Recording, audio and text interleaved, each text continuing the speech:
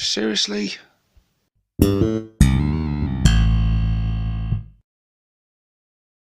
Hey, and welcome to this subscriber Q&A video with myself, 6 Plus Stevo. It's been a long time since I've done one of these. I can't even remember the last time I did one of these. And yeah, I thought it was high time we did one. Got a lot of new subscribers and viewers since I did the last one, so I thought I'd give you guys the opportunity to ask me anything. And you have asked me a whole load of questions. And yeah, I've been blown away by the response actually. I put a post up on the community section of my channel, and I've got all the questions here on my phone, which I'm just going to rest there so I can read them. Yeah, I'm just going to go for it. You know, I have read them when they originally posted. I put the post up about 2 weeks ago, it says there. So yeah, I've kind of forgotten a lot of them, so I'll be going off the cuff here and just answering them openly and honestly and just going with the flow. And so the first question, in no particular order, the first question comes from Matthew Homer, and he asks, how did you and your old odd buddy Idic Beer, Mr. Necrons himself, meet? When you guys do a crossover episode, they are always a must-watch. Some of the best chemistry in the community. Well, thank you very much, first of all, Matthew, for those kind words. Nick's a great guy, and yeah, always enjoy collaborating with him, whether we're collaborating on a video together or a battle report or whatever, whether I'm on his channel or he's on mine. It's just, yeah, it's always good fun, and he's a fantastic guy and a true friend. He really is. How did we meet? That is a great question to start off with, actually, because it kind of ties into how I started. The fact you're watching me on the screen now is owed in large part to Mr. Idic Beer himself, because when I sort of got back into the hobby, I was playing and, you know, hobbying and building and things, and sort of building my army back up and sort of starting from scratch again. And yeah, I was watching lots of YouTube content about 40k. And I was watching all various channels and things, channels that covered like hobby in general, some that focused in on GW, some that focused in even further on just 40k, and then channels like Nick's that focused in on a particular faction.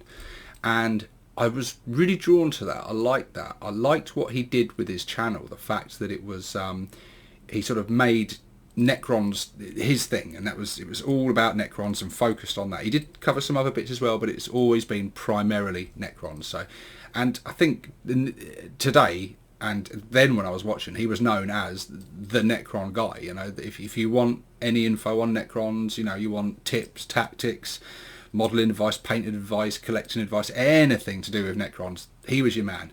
And it was the channel for Necrons, and I really, really liked that. And in terms of Orcs, there were some channels doing that, and there still are. But I found that I was left wanting.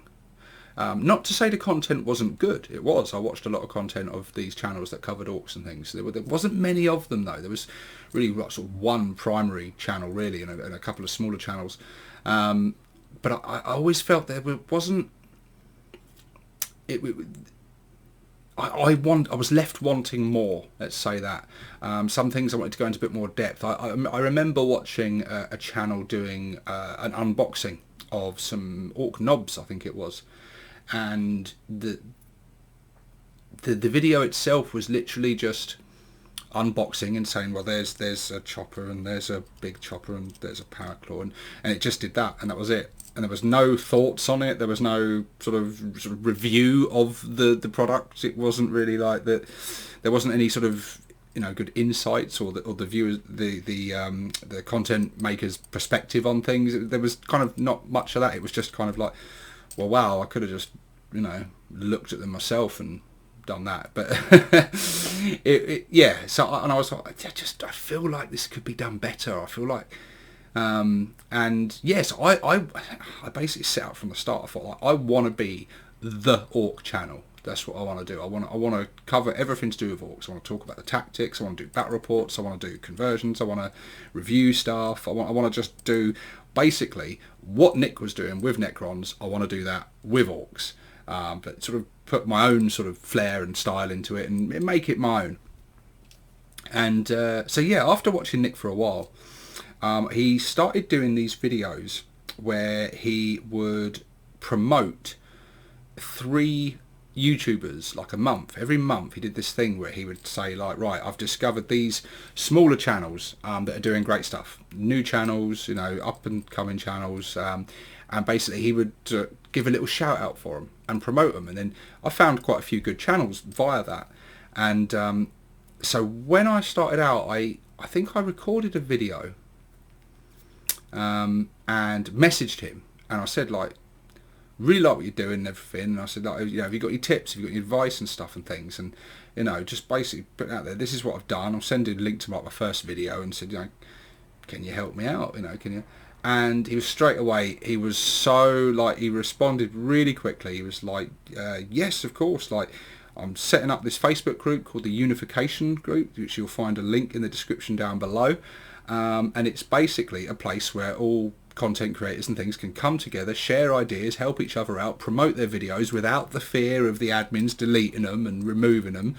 And yeah, he was fantastic with advice, helpful with, like, in terms of thumbnails and how to get started and what to do with, like, putting like the search tags and things and descriptions. He was so helpful and full of advice and always ready to give the advice and help, and gave me a shout out on his channel, which got me my little boost. And then allowed me to share my stuff on the Unification Group. When I shared that first video, I think I went from like 20 odd subscribers to like 100 subscribers, like in like one night. And I was like, wow, this is amazing. Look, I was like, so, you know, excited. I was saying to the missus, look, I've got 100 subscribers, 100 subscribers. Like, this is a big milestone. Like, this is huge. And yeah, it's amazing. And here I sit now, like, I'm heading towards 5,000 subscribers now, which in terms of YouTube is nothing. It's tiny little channel. But for me, it's huge. It's massive. And I'm like just blown away. I've been blown away by this journey and the success and everything. It's been absolutely awesome. And yeah, so that is the story of how me and Nick met.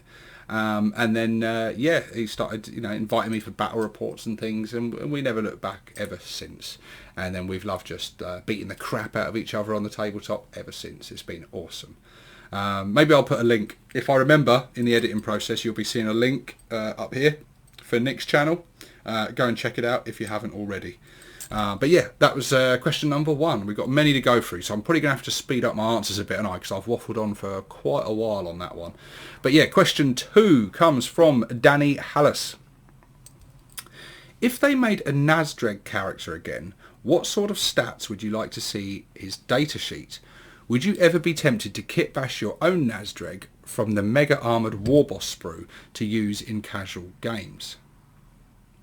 Great question, Danny.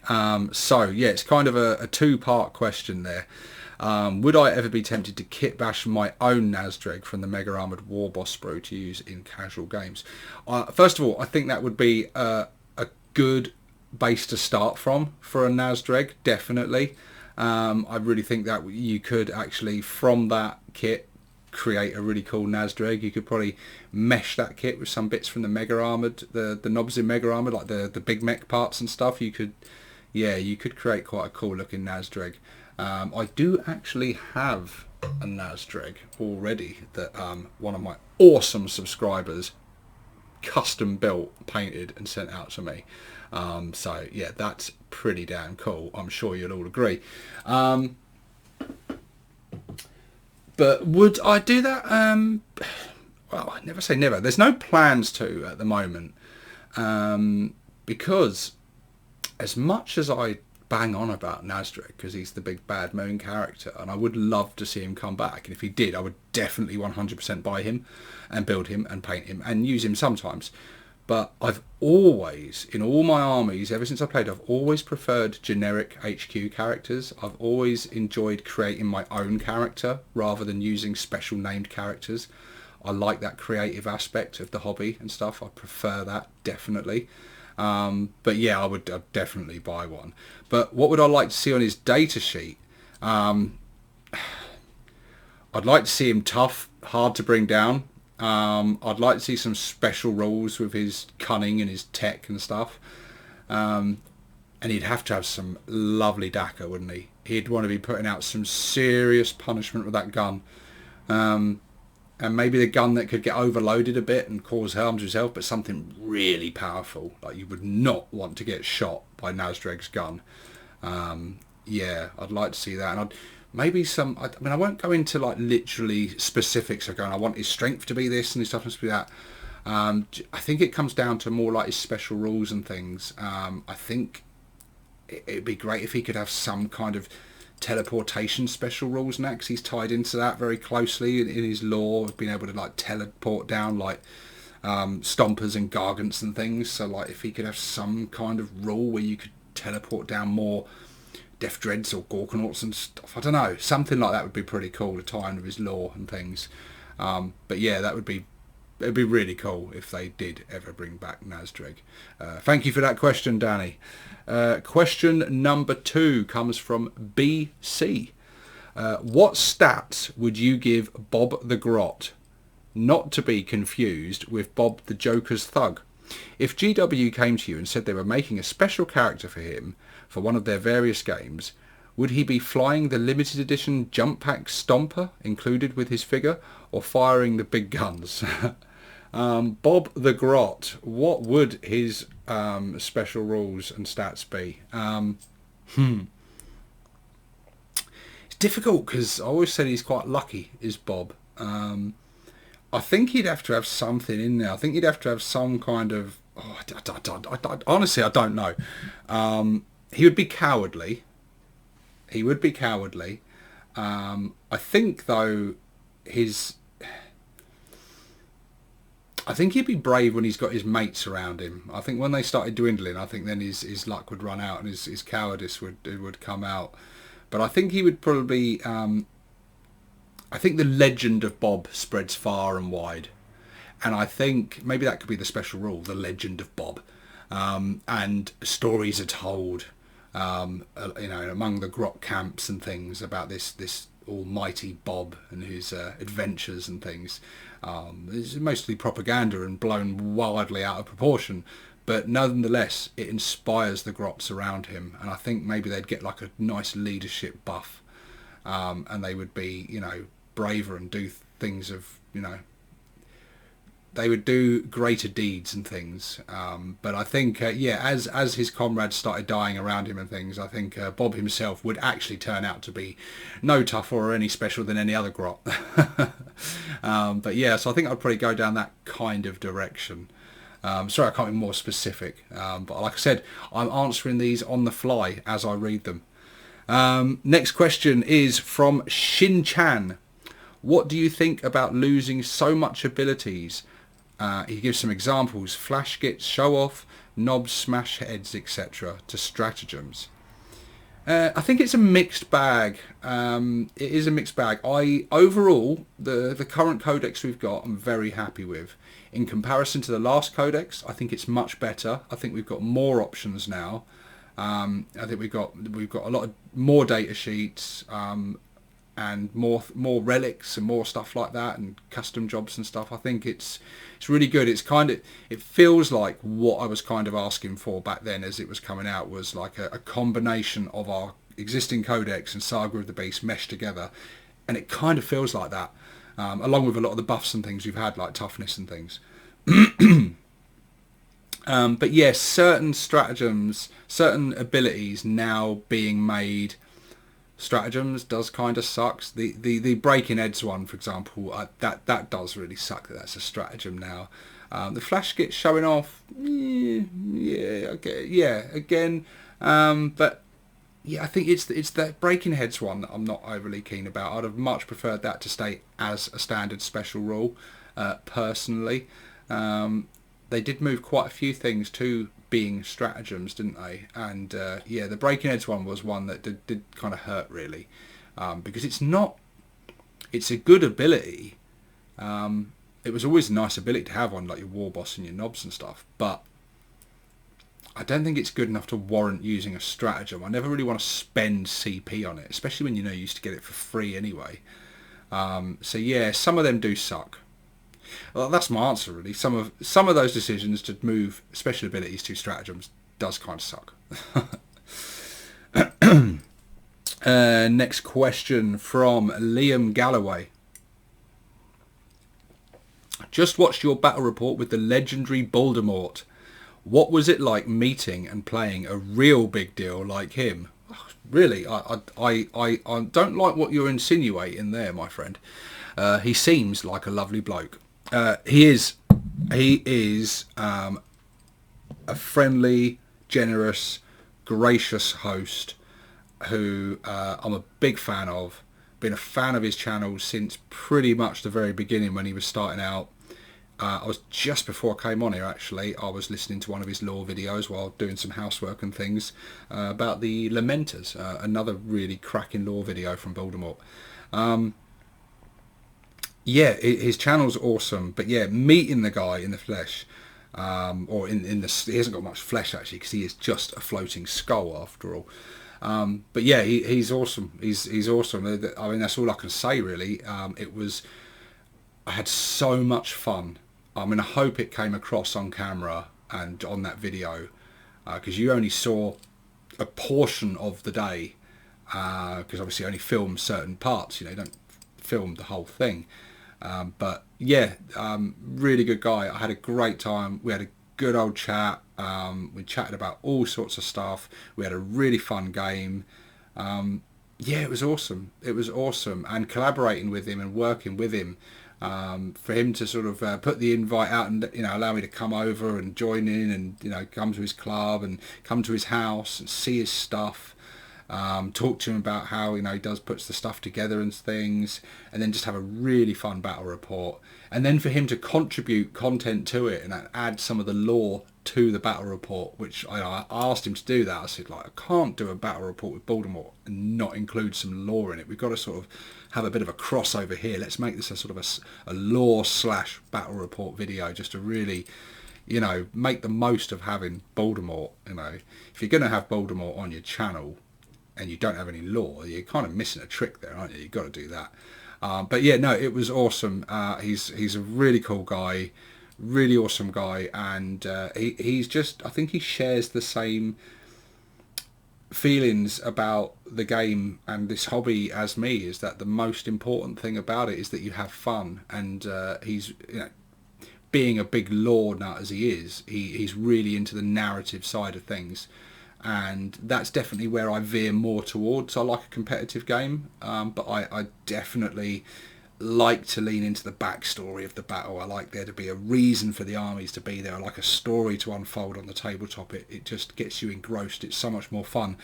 It's so much more fun than just crunching numbers and trying to fucking min-max stuff and smash your opponent off the table, which comes with itself, with its own level of fun, I guess. But it's always been about, for me, the spectacle of seeing it on the table, seeing these stories unfold, seeing what happens when certain characters and units come up against each other and see what's going to happen. And yeah, it was brilliant. It was brilliant, and he's awesome and fantastic. And yes, I cannot wait to do it again. I'm really looking forward to having another battle with Voldemort. I really, really am. And it will happen. It will happen this year. I promise you that. Monkey in a Panzer asks, if you could bring any one thing back from previous editions, what would it be? It can be rules, units, upgrades, anything. Doesn't just have to be orcs. Whew, wow. I can hear several people screaming at the screen right now about the various things they'd like to bring back. Wow, that's a good question. Because are there things I miss? Yes, there definitely are things I miss from older editions. What would I bring back? That is really tough one. That's really tough.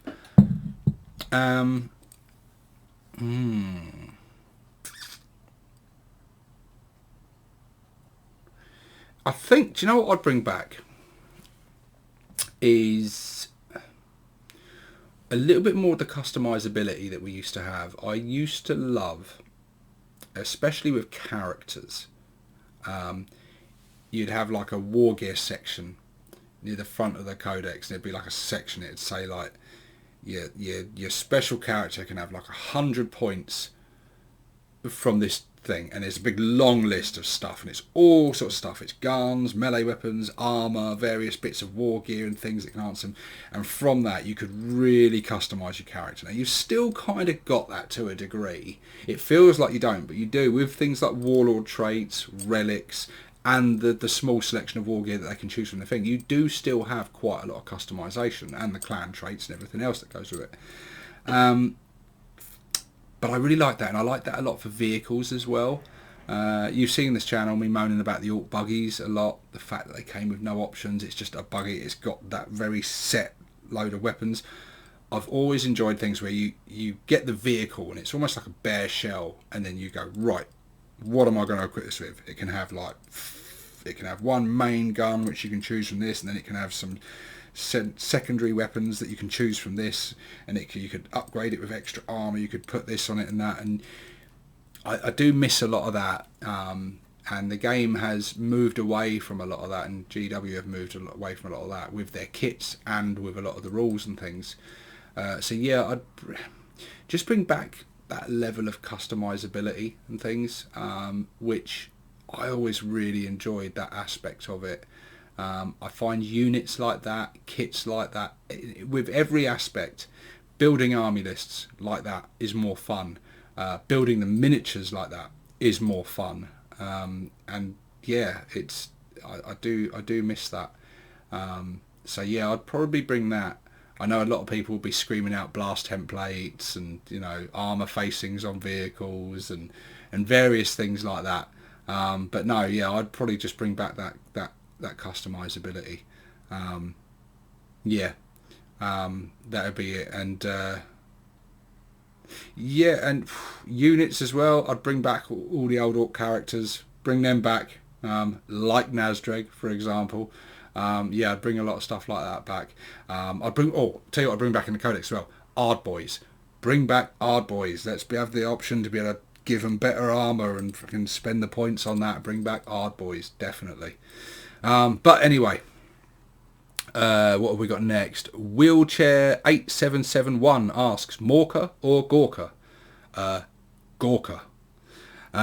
Blue 43 asks, do you think GW should re-release the assault on Black Reach like they did with the 3rd edition box recently? And if it was an option, why didn't they do it before, so that we could have had the plastic Deathcopters all this time? Well, in terms of the should they re-release it on Black Reach, yeah, why not?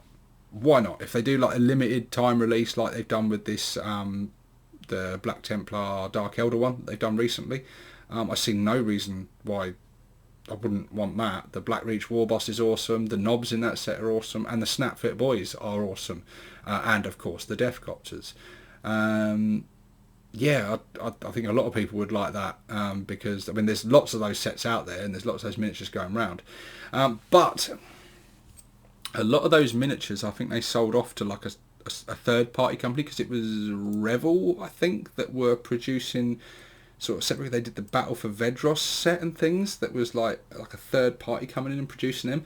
So I think they kind of gave away the rights to a lot of that stuff, I think. I'm not really sure on the exact technicalities and legalities of it all and copyright and how that all works.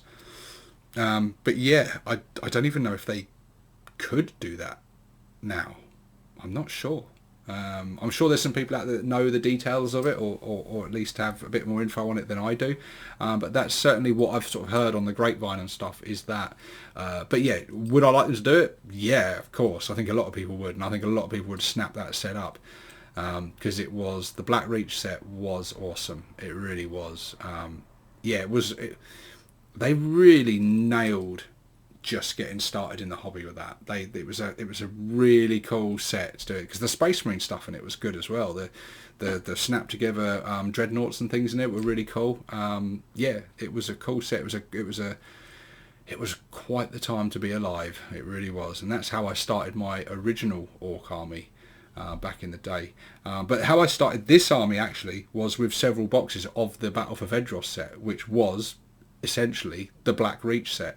And I bought several of those to just build up a core. nearly all my Slugger Chopper boys are those snap fit boys. But yeah, so next question. Sebastian Hovenas asks, do you think that the Orcs will play a big role in the future lore events to come? And do you believe that Ghazghkull will return to Armageddon? If so, then when do you think this will be? And how do you think it will go down? Will they play a big role? I think in the near future, probably not. I think GW are still very obsessed with the very much Chaos and Imperium at the moment. The Xenos definitely tend to be like a sideline attraction for the most part. I'd love to see that become a big thing, and see them pose a real significant threat to everyone in the galaxy. As they should. I think all the factions pose like big threats to the other factions in their own way. Even factions like sort of the Drukhari that are fairly. They're not really concerned with conquest and taking over and stuff. They're concerned with capturing slaves and that. But it does pose this other kind of threat, and the Tau expanding, and the Tyranids should as well be like considered a massive threat. I think when you think about the Tyranids and that, and you read a lot of their lore and that, it really does feel like it's just like if they're the impending doom of the galaxy, and there just is no stopping them. But yeah, the Orcs, they should definitely be a massive threat to the galaxy, especially Ghazghkull in his new sort of supercharged form. And yeah, I would like to see that expanded more. But I guess also, in terms of the lore and the story, I've said it before on this channel. I'm personally not really fussed with seeing the story progress and move forward. I've always kind of liked the minute to midnight kind of thing, or whatever they call it, the 5 minutes to midnight, 3 minutes, whatever. I've always liked it more as just a setting, and there was more. The lore was focused more on the history and stuff, and sort of, and I kind of preferred that future lore events and things. Personally, I haven't been blown away by a lot of the new lore, as it were, where they've moved the story forward. Generally, for the most part, I don't think it's improved the lore of 40k as a whole, and everyone seems to be a little bit obsessed with this sort of the story moving forward and things, and it didn't need that for many years, and it wasn't to its detriment. I thought it was great. It was a setting that you could go in and create your own lore and story and stuff, and most of the story was focused on like the history and what had happened before. And talked, of these sort of legendary characters of history and things, and backstory and things, and I always kind of enjoyed that more, and it left it sort of open for. Whereas now it kind of feels like they can dictate where the story goes and what happens, and I don't think it's necessarily improved it. And a lot of people like it, a lot of people hate it. I just don't think it ever really needed to happen as such. But if it is going to happen, then yeah, I'd like to see Orcs be a big part of that. But yes, thank you, Sebastian, for that question. Next on is Owen Lee. And he asks, now that you played around with Beast Snaggers, are you sold on the concept fluff and game-wise as a viable option? Also, would you think a pure Snaggers force within their response to the Grot vid you posted be viable, considering the survivability of Snaggers and the lack of long-range missile anti-vehicle? Would I think it'd be a viable list? Yeah, I think it would. Beast Snaggers have got quite a lot going for them. They've got a lot of rules, a lot of special rules in terms of getting like extra buffs and things when hitting vehicles and monsters and stuff, so that kind of helps with that.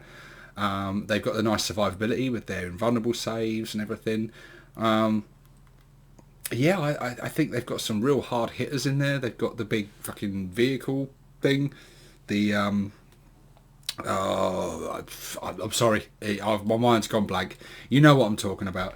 But you got the beast boss on Squigosaur. You got the boss. You got the Squig Riders, the Smasher Squig, the Beast Snagger boys themselves.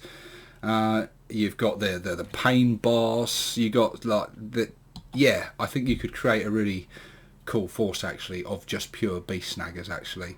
Would it be like meta competitive? I have no idea. I don't really know about that sort of stuff, if I'm honest with you. I don't really focus on it. But I think it would be viable, certainly. I think it would make for a fun themed army, and I think it would not be shit. So yes. Next question is from Denver Gaydon. It's been 1 year since the puppet premiere of Stevo and Haley. When can fans expect the long-awaited episode 2? Yeah, I'm actually looking up at Puppet Stevo up there now. I should have brought him down for this, shouldn't I? It's not the last you've seen of him, and possibly not the last you've seen of Haley either. Let's just say that. Yeah, watch this space. Next up, who took my dice? Which unit or character would you like to see returned to the Orc line? More importantly, are you a boxers or a briefs man?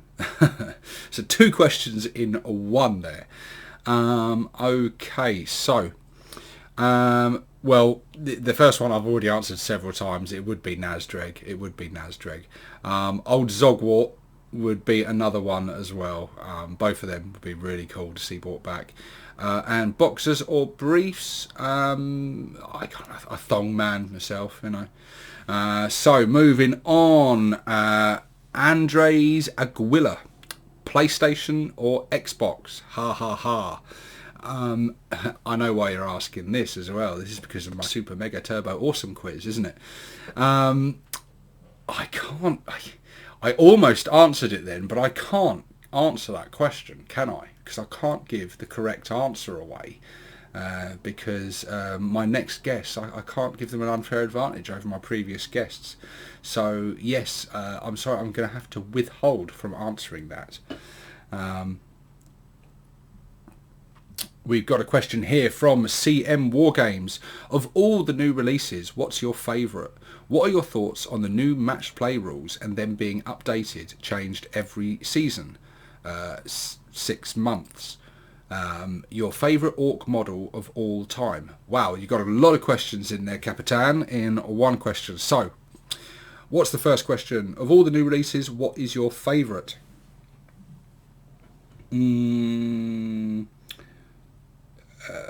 Beast Boss on Squigosaur, I would say. Yeah, or possibly this fella, the Mega Armoured War Boss, I do like as well. But yeah, probably the Beast Boss on Squigosaur, I would say, is my favourite, because he's just awesome. What are your thoughts on the new match play rules and then being updated, changed every season? It's ridiculous. That's my thoughts on it. It's too much. It's making the game impenetrable, or seemingly impenetrable for a lot of people. And I have recently just started ignoring them.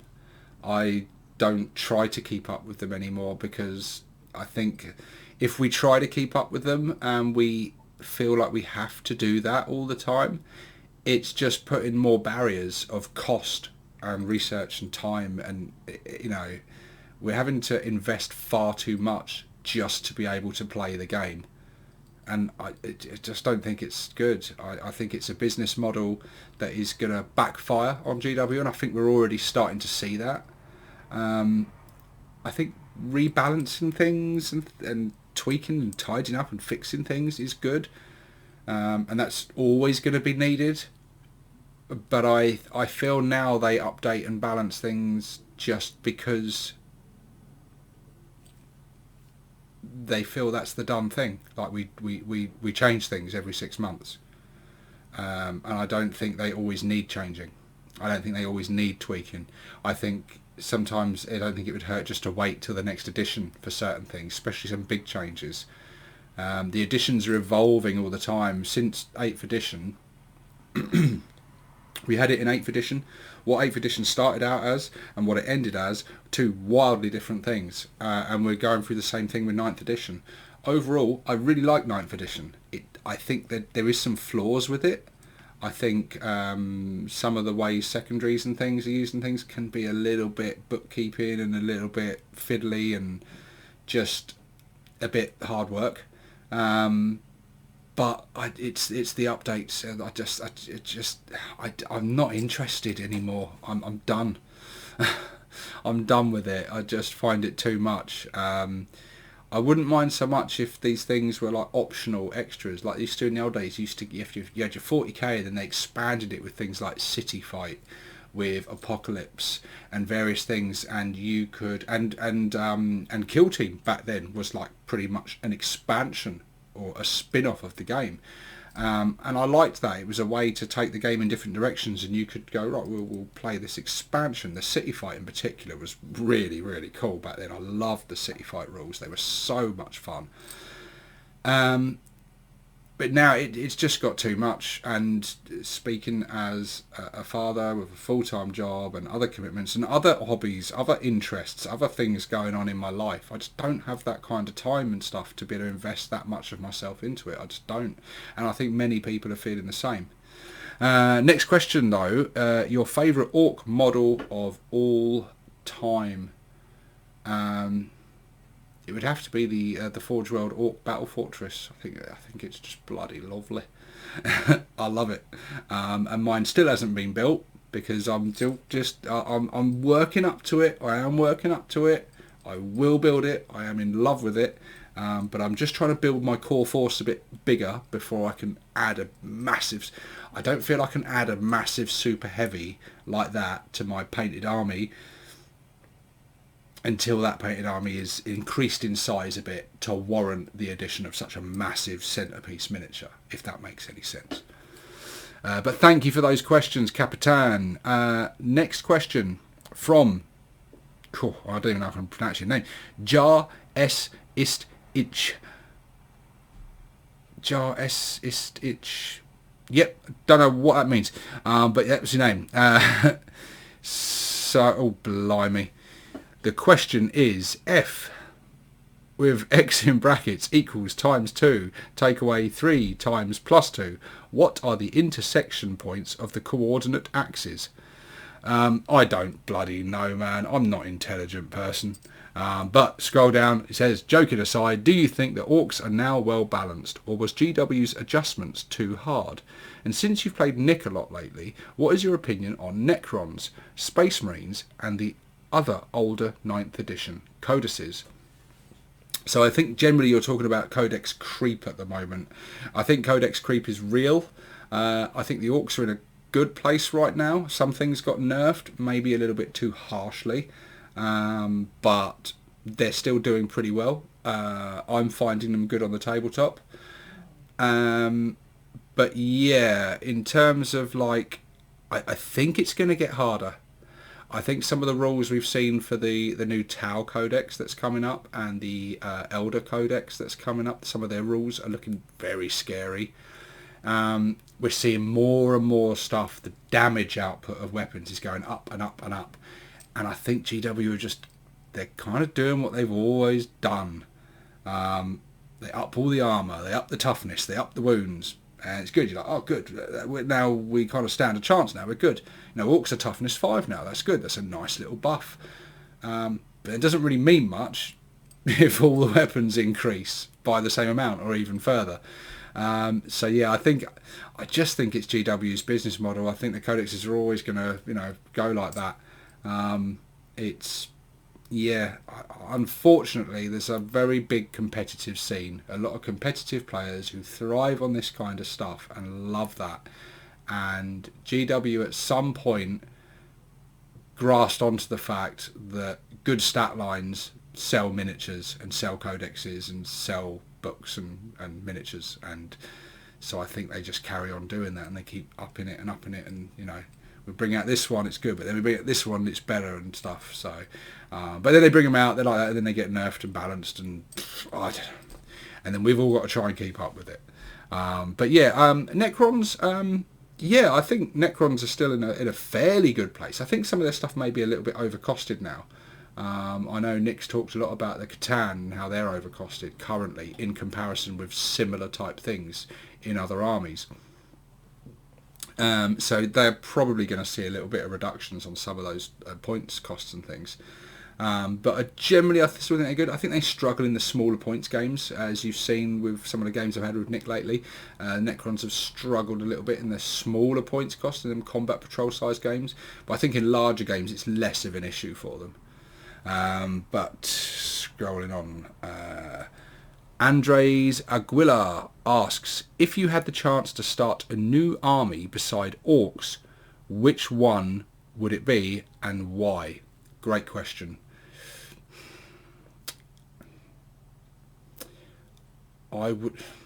There's lots of factions I like, in all honesty, and I change my mind on this all the time. Sometimes I think it'd be really cool to do Nids. Sometimes I think it'd be really cool to do Drukhari. Sometimes, believe it or not, I think it'd be really cool to do a Space Marine army. I would quite like to do my own chapter of Space Marines. Yes, I've said it. Have at me in the comments section. Necrons, obviously. Yeah, any of those really. Catan Jungle Fighters, my original love. Like one of the first factions I attempted to start collecting. Yeah, there's a lot of them, in all honesty. But Orcs would always be my number one. Orcs are, they're the cream of the crop. Have you played any other war game like War Machine and Hordes, Infinity, Dark Age, etc.? No, I don't think I have. At least not for a very, very, very, very long time. I do plan this year to dip my toe into BattleTech. I'm intrigued about BattleTech. I think that looks like a fun diversionary game to play. I'm trying to think now. You're testing my memory. No, I don't think I have. I've dabbled in other like GW games and things, but I'm looking forward to dipping my toe into BattleTech and trying that out. There's certainly other game systems and games that have they've gained my interest. I was intrigued by Gaslands, so I was looking at that going, oh, that looks cool, that looks good fun. Gaslands definitely does look like good fun. And there are other ones like some of the World War II, like Flames of War, looks interesting. I do like the look of that. But I've always liked the sort of sci-fi fantasy type stuff a bit more than sort of real world things. But yeah, it's just a matter of time, isn't it, of being able to invest in these things. And I would find it very difficult switching from different game systems. The rules would all mesh in my head, and I'd be like playing one game system and then start using rules and like, no, hang on, that's from the other game I'm playing. I think it would overload my limited brain capacity. What's the next question we got here? Big Boy 27. Best secondary objectives to select as Orcs. I don't know what the best are because I'm not like meta. I'm not that level. I know what the ones I like are. I like the table quarters. I find that quite good. I tend to go for the ones that are kind of easy to go for, that you're going to kind of be doing anyway. And I like the grind them down one, even though as Orcs sometimes you're at a disadvantage because you usually have more units than your opponent and more squishy units, so it's easier for them to kill more units per turn than you. But I like it because I don't have to really think about it. It's just a case of I'm going to be killing stuff. That's what I'm going to do anyway. And if I happen to have a good turn of killing stuff, I get some points. I don't have to remember it and really think about it. So I tend to choose ones like that as much as possible anyway. Trey Martinez asks, if you're a beer drinker or whiskey drinker, what is your beer/whiskey of choice and what types do you like? And then he asks another question. He asked 3 questions here. That's question 1. Question 2. When you going to add more daca, speaking of a cannon wagon slash Forge World super cannon model to that Bad Moon's army? And question 3, favourite type of food and its dish. Example of answer, Tex-Mex carne asada fries. I've butchered that, I'm sorry. But Tex-Mex fries, let's just say that. Okay. If I'm a beer drinker or whiskey drinker. I am not a beer drinker. I'm not a whiskey drinker. In fact, I drink very little alcohol. I used to drink beer back when I was like a teenager. I did used to drink whiskey at some point back when I was a teenager. Like older teenager. I'm talking like legal drinking age mostly. But yeah, I'm not much of a drinker really. But in all honesty, if I do drink, I tend to drink the girly drinks. I really do. I like drinks that are sweet, and I like drinks that are like incredibly unbutch. And I will happily go to a bar and get a glass of rosé, which is one of my favourite things to have, or a Smirnoff Ice, or anything that comes with a sparkler and an umbrella in it. And yeah, do you know what? I get really annoyed actually. There's this whole thing about, like, it's like there's this thing that you're supposed to drink a certain type of drink, and it's you're judged if you drink it, and I fucking hate that. I'm like, but they don't taste nice. I don't like them. I like something that tastes nice. I've got a sweet tooth and I like sweet drinks. I'm like, I don't really care if it's girly. It tastes nice. I like it. And yeah, I don't like beer though. If I drink beer, I feel rough as hell. Like I could get really drunk drinking loads of wine in a night. If I drink one beer, I feel like rubbish. It's almost like I'm allergic to it or something. I drink one beer and I feel ill. I just feel rough. I don't know what it is. It's weird. I never used to get that when I was younger, but as I've got older, I just drink like one beer and I'm like, oh no, it's not nice at all. Question 2 you asked was, when you're going to add more daca, speaking of a cannon wagon, super cannon models, that Bad Moon's army. Well, I do have battle wagons.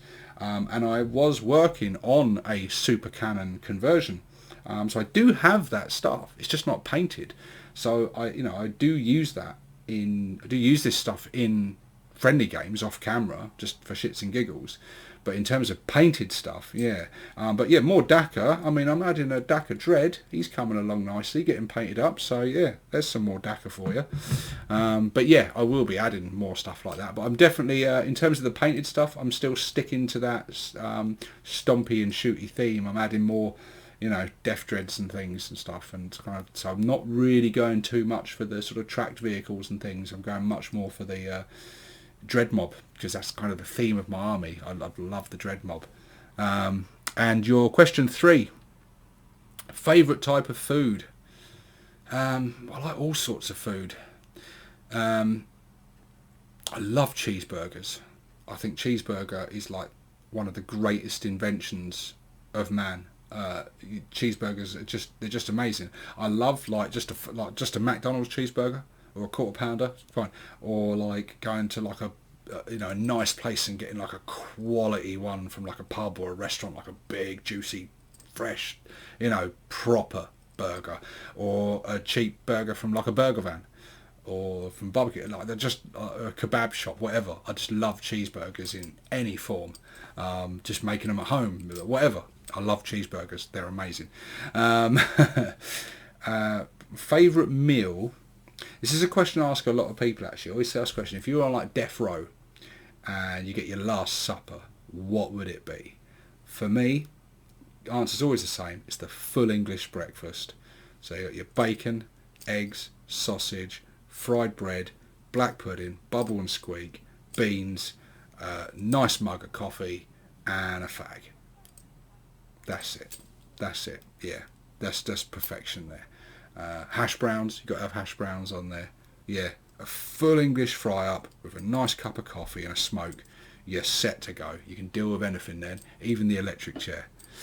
But yeah, thank you very much for that question, Trey. Dreadwar Gaming asks, how does it feel to be the second biggest deal on Warboss show?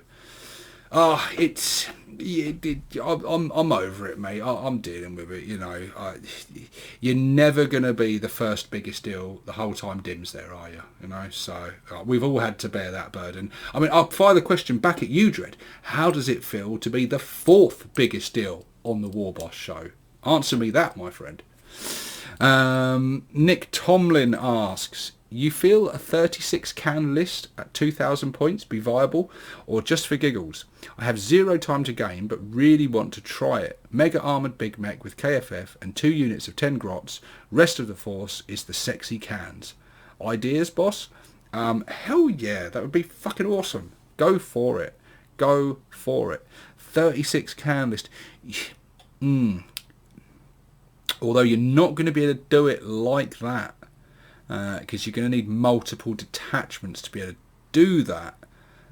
So yeah, you may have to tweak that a bit, but without getting all nitpicky on it, yeah, a list of just mostly just cans, I think it would be, I think it would do all right, actually. It'd be a really cool theme. I think it would be just one of them sort of rock, paper, scissors lists. If you came up against the right kind of list, it would do really well. If you came up against a list that had some decent anti-vehicle stuff, it's going to struggle. They're going to be popping cans left, right and centre, and with their low leadership and staff, they're going to be, more of them are going to be going, and it's going to be carnage. But either way, it's going to be carnage, so a good time is going to be had. But yeah, I mean, I'm not going to answer anything. Of course, go for it, mate. It'd be awesome. Yeah, hell yeah. Edwin Negron asks, how do you manage 40k and your normal life? Between hobbying and playing, do you not collect many new models because you're busy with life, or do you have a giant pile of shame? I do have a giant pile of shame. The army that you've seen me play is like, I don't know, it's a fraction of what I've got. I've got lots of stuff that is either still grey plastic or still on the sprue or in parts or half finished and just, or part painted. Yeah, I've got, the pile of shame is large. Is large. But when I play friendly games with people, I'll use that stuff. I'll use stuff that's not painted and stuff because we're just having a fuck about. But I haven't done that for quite a while. I'm going to have to do that soon, actually. Just play a game off camera and just have a game for fun and just have a laugh with it, actually. That would be good fun. Because I've not, since I've been doing the battle reports and stuff, I actually haven't had a game where I haven't filmed it. Well, that's a lie, actually. I did have a game with my brother a little while ago because we had a sort of a warm-up game, but he'll be featuring on a battle report soon. So I did do that one off camera. But yeah, got a big pile of shame. But how do I balance it? Well, I balance it by accepting the fact that it is secondary.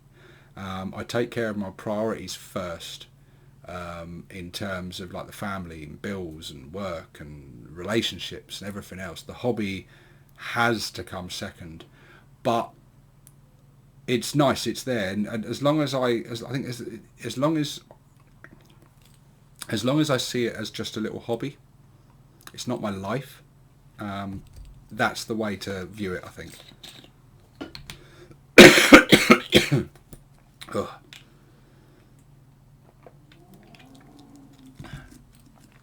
Do excuse the edits, people. I keep coughing. It's very but yeah, it's as long as I just see it as a hobby and it's a little, when I've got some free time and I want to relax and I want to unwind, do something creative, I'll do that, and it helps de-stress and it helps take my mind off stuff and it helps me focus on a project. But yeah, that's how I manage it, and I think GW would love us to be like fully invested in it all the fucking time. It's just not realistic, I think, and if you do that, you do it at the detriment to your life. I think if you spend your whole life doing nothing but this hobby and, you know, waking up and doing it and just all the time, and I think I know some people that are probably dangerously close to living like that. It's not healthy and it's not good. You've got to, you know, do more than that, and I think, yeah, there's more to life than 40k. You know, it would be nice if, don't get me wrong, I'd like to have more time for it, I really would, There are times where it stresses me. I don't have enough time for this channel sometimes. Trying to get a video put together can be really hard work. Just for example, recording this video tonight, you may have noticed a few edits. Some of them have been because I'm having coughing fits. Some of them have been is because the kids are just not playing ball. They're getting out of bed and they're messing about while I'm trying to record this, and it's really annoying. But, you know, these are the crosses we have to bear, aren't they? But yeah, thank you for the question. Uncle Bones, if not bad moons, then what would your second choice be? Snake bites. Snake bites are really cool. I love the feral aspect of them. I love the traditional sort of ways, and I have loads of ideas of what I would do if I did snake bites. I think snake bites are really, really cool, and the polar opposite of bad moons. But yeah, it would be snake bites. I think they're really cool, and I very nearly did. I was weighing up the option of going snake bites for a while.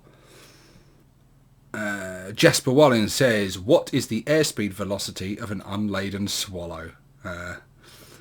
And he's got some responses here from BC, who says, you'll have to be more specific, given the variance of speed among the various subspecies, otherwise we'll be here all night. And Big Boy says, African or European swallow. Nice reference there, like it.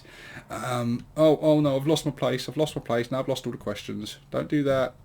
Oh, it was going so well. We're almost there. Boom, here we are. Charlie Tango 100 asks, do you play at a local gaming club or just with friends that are local to you? I know Idic Beer lives near me, as I can tell in his vids. Not a stalker, lol, but didn't know if you went to gaming clubs as well, or tournaments.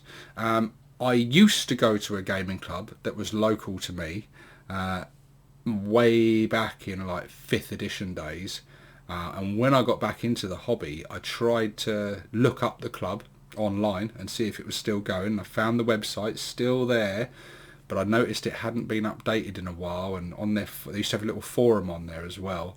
No one had written anything for like a couple of years, and I did manage to track down the guy that used to run it and emailed him and asked him about it, and you know, said, I don't know if you remember me, but I used to come along and if you're still doing it and that. And he said, sadly no.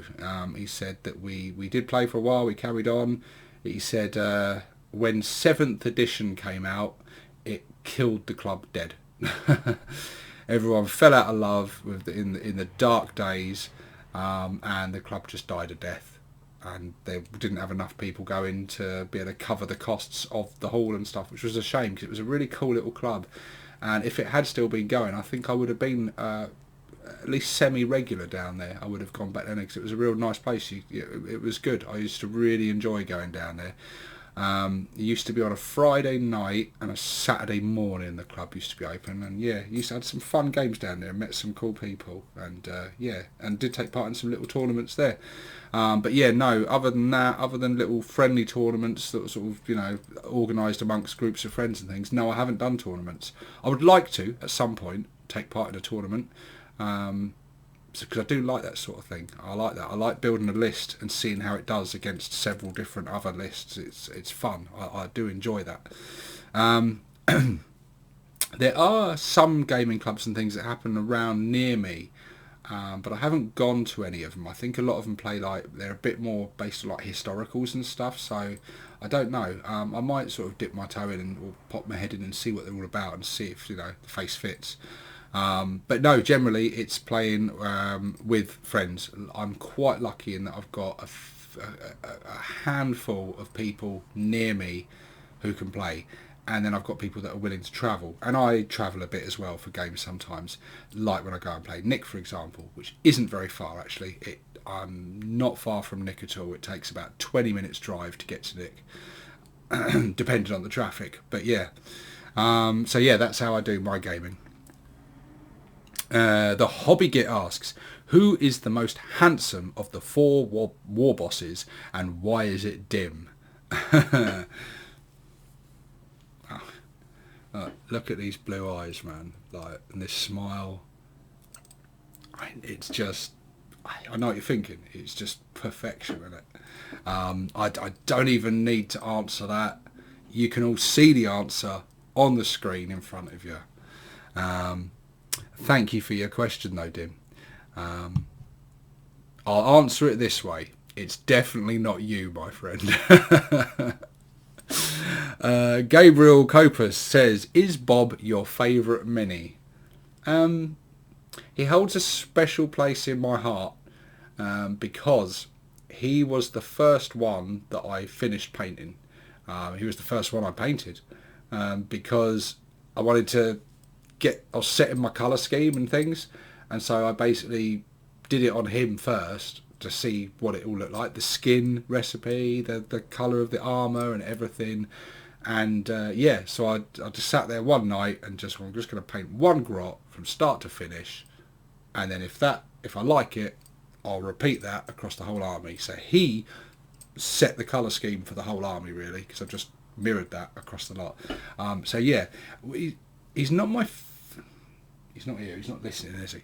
He's not my favourite miniature, but he does hold a very special place in my heart, and he always will. What is my favourite miniature? It's difficult. I like my Weird Boy. I was really pleased with the paint job on him, and I was really pleased with the way he come out. I really like my Big Mech in Mega Armour with the Mega Man style gun. I really like that because he was a conversion. A lot of the ones that I've converted and kit bashed and stuff, I'll tend to be my favourite because I feel like most proud of them. I think this guy, this daca Dread, is going to be one of my favourites once I've got him fully finished and on the table with the rest of them, because I really like him.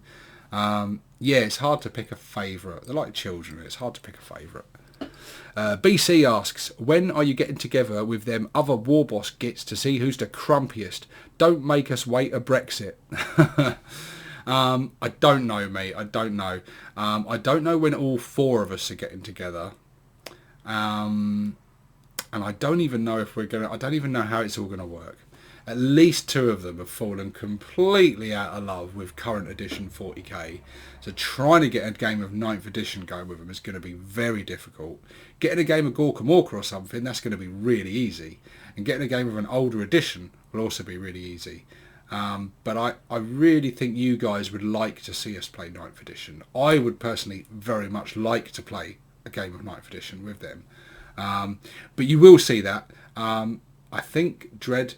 I think you may see Dread on the channel soon. He's progressing with his painting at the moment, so he's going to be battle ready soon, ready to come and have a game. So that'll be cool. So yeah, watch this space. Watch this space. Hopefully this year. To Gitman, how did you meet War Boss Skarner?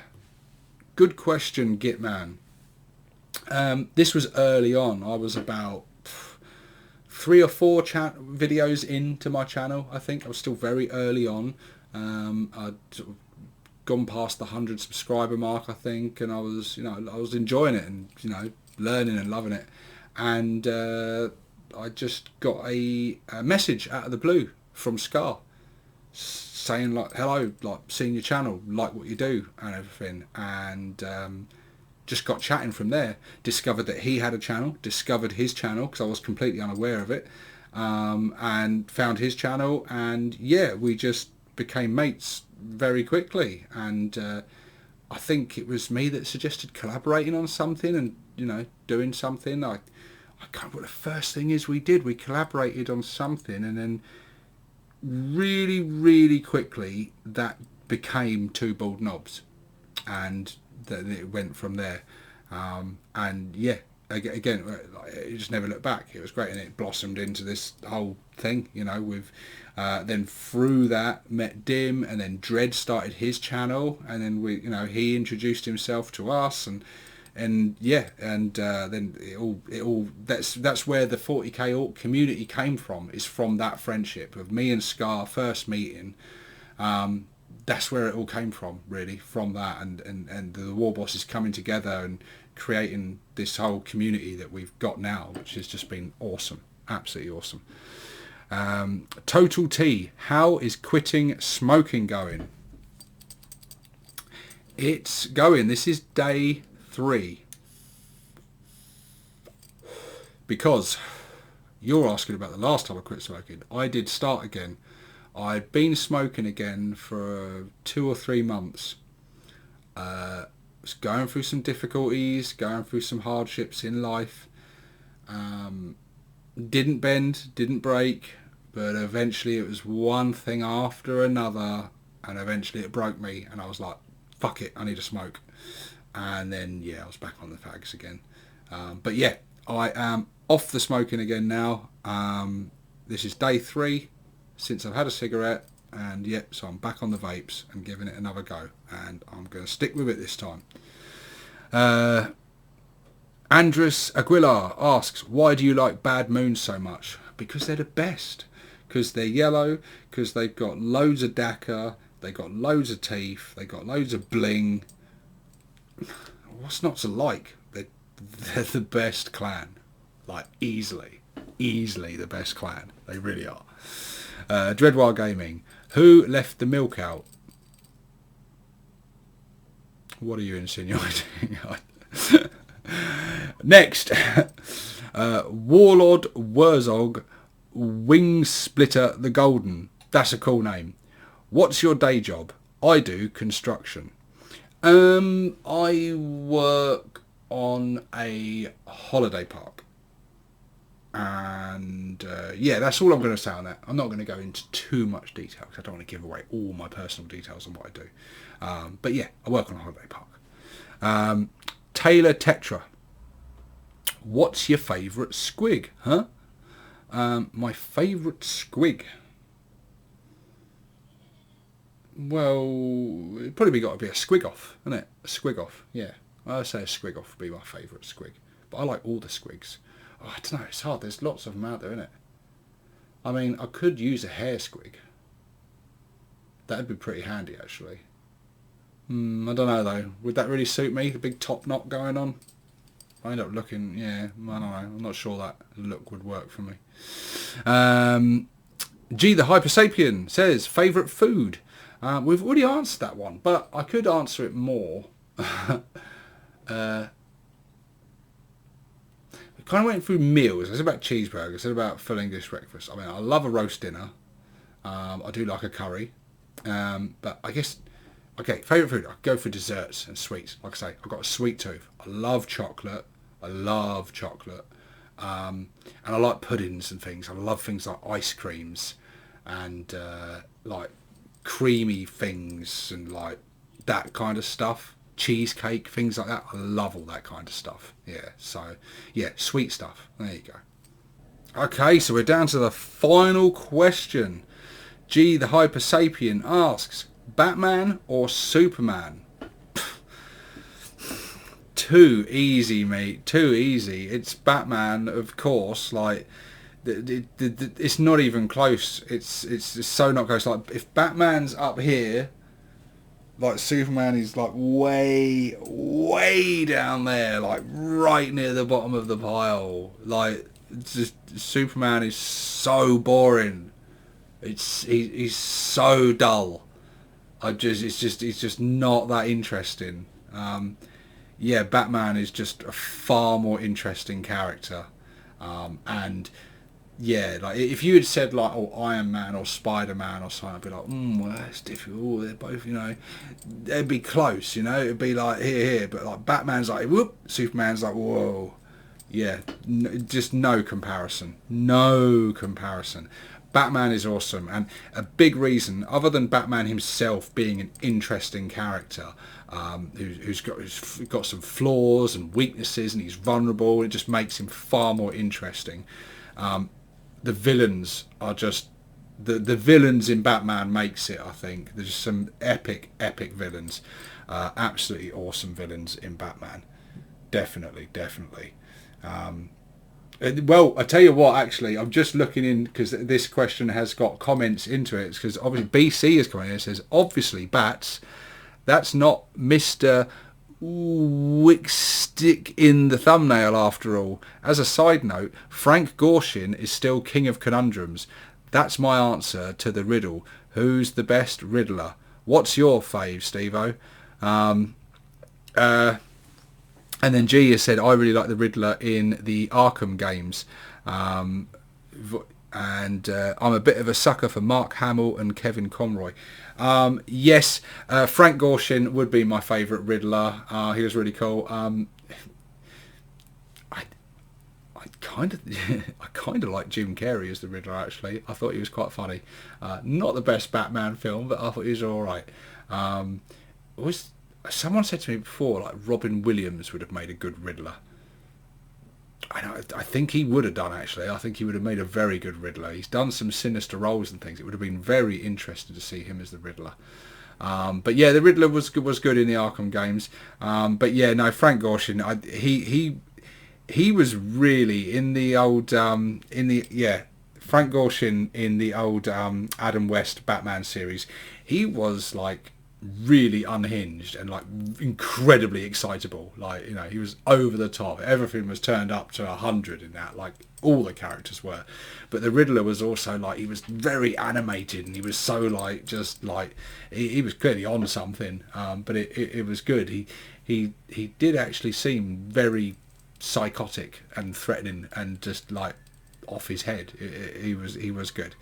But yeah, I would say that. But yeah, Batman, I loved the Dark Knight trilogy. Absolutely adore those movies. I thought they were so good. I think they're still my favourite like superhero movies of all of them. I just think they're epic, brilliant. Love them. Yeah, really like them. And I used to love the animated series and everything. And yeah, Batman is just badass and it's just cool. And there's just so many good characters in it. I love all the villains and stuff. Brilliant.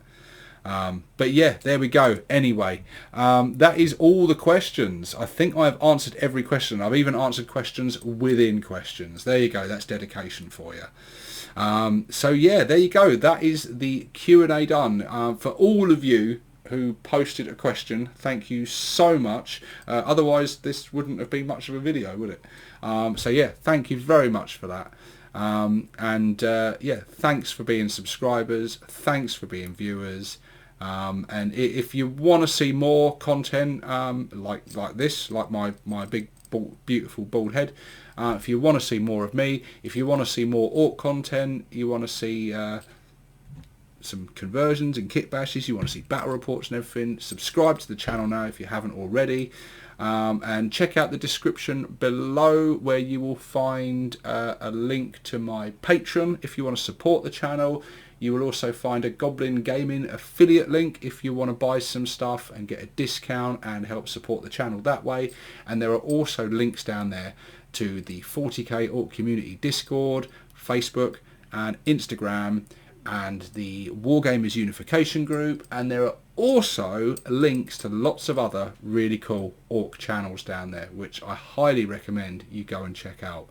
But for now, guys, this is 6+ Stevo, signing out.